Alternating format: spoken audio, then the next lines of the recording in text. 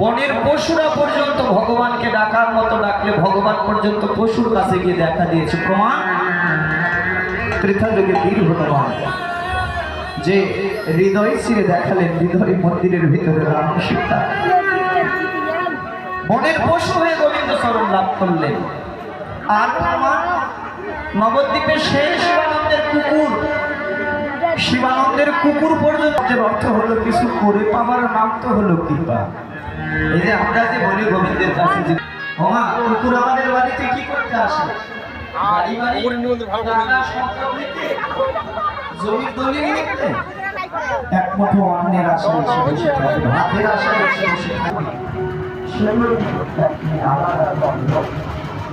তো শিবানন্দ প্রতিদিন ভগবানের জন্য রন্ধন করছে।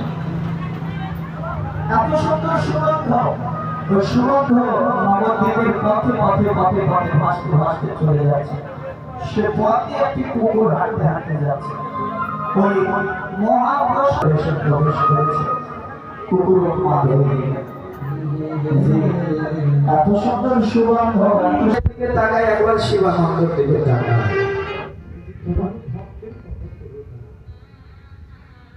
তোমার বৈষ্ণব ভক্তের কত করুণা প্রভু, তোমার ভক্তের কৃপাতে, তোমার বৈষ্ণব ভক্তের কৃপাতে আর আমি প্রভু তোমার প্রসাদ সেবন, কুকুরটি প্রসাদ সেবন করলেন।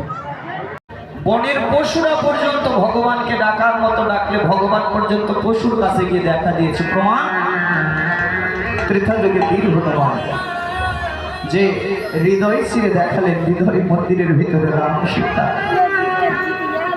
বনের পশু হয়ে গোবিন্দ চরণ লাভ করলেন।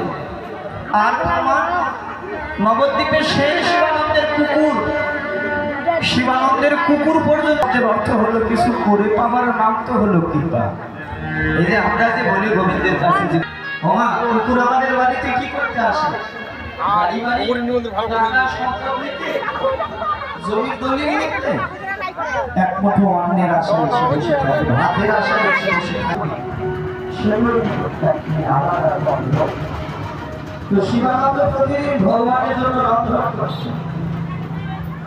এত সুন্দর সুগন্ধ, তো সুগন্ধ নবদ্বীপের পথে পথে পথে পথে ভাসতে ভাসতে চলে যাচ্ছে।